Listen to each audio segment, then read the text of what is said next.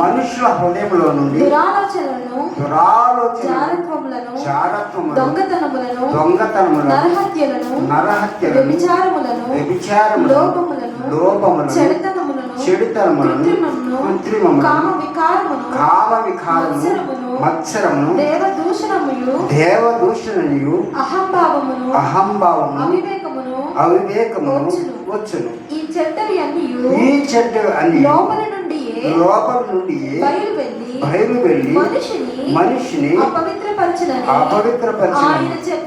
ఆయన చెప్పెను. చాలండి, చూడండి. ఈ చెడ్డవన్నీ లోపల నుండి బయలువెళ్ళి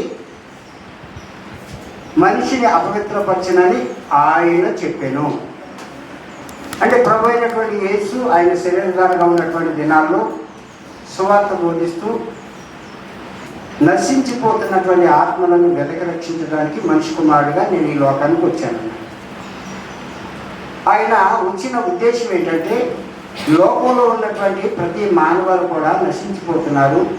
ఈ నశించిపోతున్నటువంటి వ్యక్తులైన వారు దేవుని దగ్గరికి వచ్చి దేవుని సన్నిధిలో మోకాళ్ళుని దేవుణ్ణి ఎరిగి దేవుని వాక్యాన్ని విని దాని ప్రకారం ప్రార్థన చేసుకున్నప్పుడు, వారిలో ఉన్నటువంటి లోపాలను తీసుకువేసుకున్నప్పుడు తప్పుకోకుండా దేవుడు వారిని జ్ఞాపకం చేసుకుని నిత్య రాజ్యానికి వారసులు అవటానికి దేవుడు సహాయం చేసేవాడిగా ఉన్నాడు. అందుకని ఈ మార్కు సువార్త 7:21 చూస్తే ఇక్కడ మనకి చదివినటువంటి ఈ మాటలు 13 మాటలు కనపడతాయి.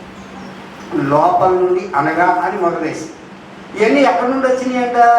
మనుషుల హృదయంలో నుండి వచ్చి మనిషిని ఏం చేస్తున్నాయంటే అపవిత్రపరుస్తున్నాయి అంట. అంటే అపవిత్రపరచబడినటువంటి హృదయం పవిత్రపరచబడాలి అంటే ఒక మనిషిని పవిత్రపరచలేదు. ఒక మనిషి ఒక వ్యక్తిని మార్చలేదు. ఒక వ్యక్తి మరొక వ్యక్తిని నడిపించలేదు. కానీ దేవుని చిత్తమై ఉండి దేవుని ప్రణాళికలో నువ్వు లేక నేను ఉన్నప్పుడు తప్పుకోకుండా దేవుడు ఏం చేస్తాడంటే మనకి సహాయం చేస్తాడు. ఇక్కడ ఉన్నటువంటి మనందరం కూడా ఎంతోమంది కొరకు ప్రార్థన చేస్తున్నాం. ఆ ప్రార్థన ప్రతిఫలం ఒకనొక దినం ఏం చేస్తుందంటే వాళ్ళకి కలిగినటువంటి